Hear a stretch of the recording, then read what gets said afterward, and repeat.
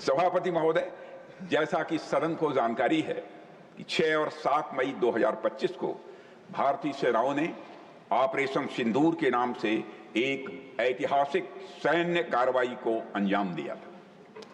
यह केवल एक सैन्य कार्रवाई नहीं थी सभापति महोदय, बल्कि यह भारत की संप्रभुता और आतंकवाद के खिलाफ हमारी नीति का एक प्रभावी प्रदर्शन था। सभापति महोदय, 22 अप्रैल 2025 को जम्मू कश्मीर के पहलगाम इलाके में आतंकवादियों ने एक बड़ी कायराना हरकत करते हुए सरेआम 25 भारतीय और एक नेपाली नागरिक की हत्या कर दी थी। वे लोग वहां जब निर्दोष लोगों को मार रहे थे तो उनका धर्म पूछकर मार रहे थे।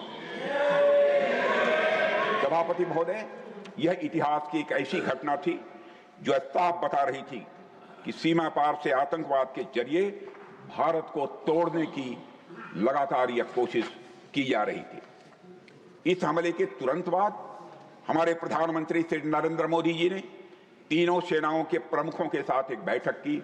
मैं स्वयं उस बैठक में मौजूद था और उन्हें यह स्पष्ट छूट दी गई कि वे अपने विवेक, स्ट्रैटेजिक अंडरस्टैंडिंग और रीजनल सिक्योरिटी सिचुएशन को ध्यान में रखते हुए एक निर्णायक कार्रवाई करें ताकि पहलगाम की घटना से जुड़े आतंकियों और उनके आकाओं को यह स्पष्ट संदेश चला जाए कि भारत इस तरह के हमलों के जवाब में कठोर कार्रवाई करेगा।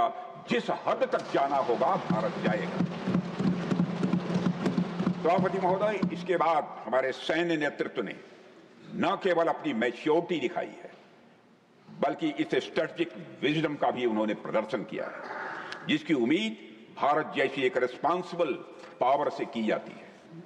सभापति महोदय, ऑपरेशन सिंदूर को अंजाम देने से पहले हमारी सेनाओं ने हर पहलुओं पर बहुत ही गहराई से अध्ययन किया। हमारे पास कई विकल्प थे, लेकिन हमने उस विकल्प को चुना जिसमें आतंकवादियों और उनके ठिकानों को तो अधिकतम नुकसान पहुंचे, मगर पाकिस्तान के आम नागरिकों की कोई क्षति न होने पाए, इसकी भी हम लोगों ने चिंता की। सभापति महोदय, हमारी सेनाओं के द्वारा की गई वेल कोऑर्डिनेटेड स्ट्राइक्स ने 9 टेररिस्ट इंफ्रास्ट्रक्चर टारगेट्स पर सटीक प्रहार किए और इस सैन्य कार्रवाई में एक अनुमान के अनुसार करीब 100 से काफी अधिक आतंकवादी, उनके ट्रेनर्स, उनके हैंडलर्स और सहयोगी मारे गए। इनमें से अधिकांश जैसे मोहम्मद, लश्कर-ए-तोयबा और हिजबुल मुजाहिदीन जैसे आतंकी संगठनों के से संबंधित थे। ये वही आतंकी संगठन हैं सभापति महोदय जिन्हें पाकिस्तान की सेना और आईएसआई का खुला समर्थन प्राप्त है।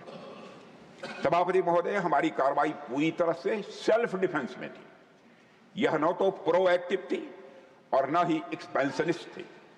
फिर भी 10 मई 2025 को रात लगभग 1:30 पर पाकिस्तान ने बड़े पैमाने पर भारत के ऊपर मिसाइल, ड्रोन और अन्य लॉन्ग रेंज वेपन्स का खुलकर इस्तेमाल किया और इसके साथ साथ उन्होंने इलेक्ट्रॉनिक वॉरफेयर से जुड़ी टेक्नोलॉजीज का भी सहारा लिया।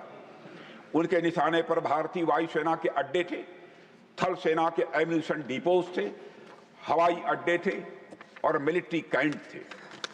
सभापति महोदय, मुझे यह कहते हुए इस सदन के समक्ष गौरव की अनुभूति हो रही है कि हमारे air defence system, counter drone system और इलेक्ट्रॉनिक इक्विपमेंट्स ने पाकिस्तान के इस हमले को पूरी तरह से नाकाम कर दिया। पाकिस्तान हमारे किसी भी टारगेट को हिट नहीं कर पाया सभापति महोदय, और हमारे किसी भी इंपॉर्टेंट एसेट को कोई नुकसान नहीं पहुंचा है। हमारी सुरक्षा व्यवस्था चाक चौबंद थी और हर हमले को हमने रोका। मैं इसके लिए भारतीय सेना के बहादुर सैनिकों की भूरि भूरि प्रशंसा करता हूं सभापति महोदय, जिन्होंने दुश्मनों के हर मंसूबे पर पानी फेर दिया। और मैं चाहूंगा पक्ष हो अथवा विपक्ष हो, सबको मिलकर एक बार इस सदन की मेज थपथपाकर हमारे भारत के सेना के जवानों का अभिनंदन किया जाना चाहिए।